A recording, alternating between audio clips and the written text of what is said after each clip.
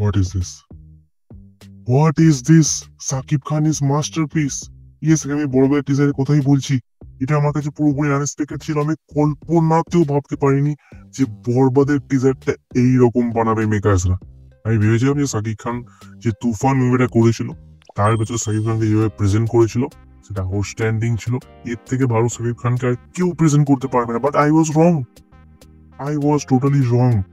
কারণ বরবাদের টিজারের ভেতর সাকিব খান যে ধরনের লুক ছিল, যে ধরনের প্রেজেন্ট ছিল, যে ধরনের ক্যারেক্টার উনি বেঁচেছেন, আই মিন ভাই বাংলাদেশের একটা অ্যানিমাল বলা যেতে পারে।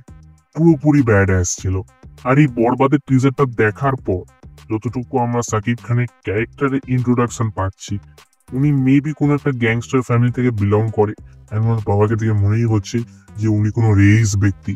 আর হিন্দিতে একটা কথা আছে যে আমির বাপ কা বিগড়া হওয়া অলাদ। তো সেই ক্যারেক্টারটাই প্লে করছে সাকিব খান এই বরবাদ মুভির ভেতর। আর সাকিব খান যদি বিস্ট হয়ে থাকে তাহলে তার জন্য বিউটিও কিন্তু আছে।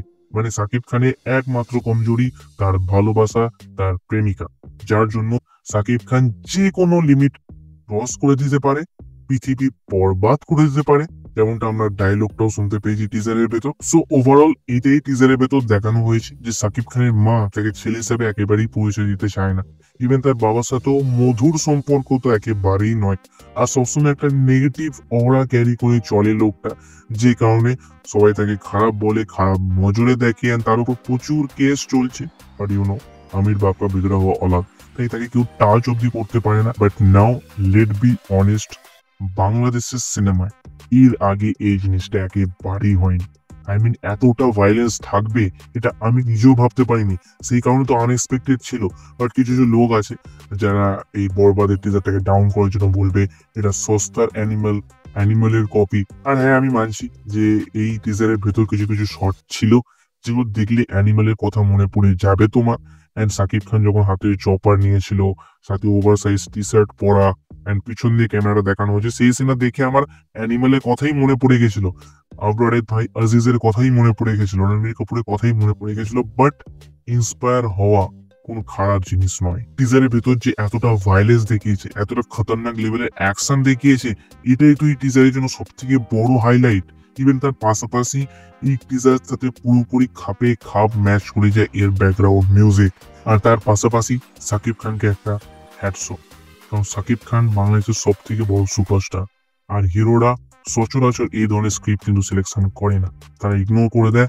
কারণ এই ধরনের ক্যারেক্টারগুলো প্লে করলে তাদের যে হিরোর ইমেজটা সেটা নষ্ট হয়ে যায়। বাট সাকিব খান তার অন্যথা, কারণ উনি প্রতিটা মুভিতে নিজের সাথে যে এক্সপেরিমেন্ট করেছেন সেটা দেখেই বোঝা যায় যে উনি কতটা ভার্সেটাইল অ্যাক্টর। এই টিজারের ভেতর কিছু কিছু বেস্ট মুভমেন্ট ছিল। আমি যদি আমার ফেভারিট মুভমেন্ট গুলো বলি তাহলে ওই কারের উপর বসে যখন সাইলেন্স বলবে সাকিব খান, ওই মোমেন্টটা ভাই জবরদস্ত। ইয়েস, জাস্ট জবরদস্ত ছিল। আর সেকেন্ড মোমেন্টটা হচ্ছে যখন ওই মুখে রক্ত ভর্তি হয়ে থাকবে আর হাসবে সাকিব খান, ওইটা ভাই মেমোরেবল মোমেন্ট ছিল। আর তার পাশাপাশি আমার জন্য টিজারের সব থেকে হাই পয়েন্ট ছিল একেবারে এই টিজারের এন্ডিং। এখানে সাকিব খানের হাতে বন্দুক নিয়ে হেলিকপ্টারে উঠতে যাবে, সাইড দিয়ে সাকিব খানের লুকটা দেখানো হবে। ওটার জন্য কেউ রেডি ছিল না ভাই। ওটা পুরোপুরি আনএক্সপেক্টেড ছিল। অ্যান্ড ওই লুকটাই বুঝিয়ে দেয় যে কতটা ব্যাডাস হতে চলেছে এই বরবাদ মুভিটা। আর এই টিজারের ভেতর আরো একটা চমক কিন্তু ছিল, আর সেই চমকটা হচ্ছে যিশু সেনগুপ্ত। কারণ সাকিব খানের ক্রেজিনেস ভার্সেস যিশুদার ম্যাডনেস, এই দুটো যখন একে অপরের সাথে টক্কর নেবে তখন যে মোমেন্টটা ক্রিয়েট হবে না ভাই, সেটা আনফরগেটেবল হবে।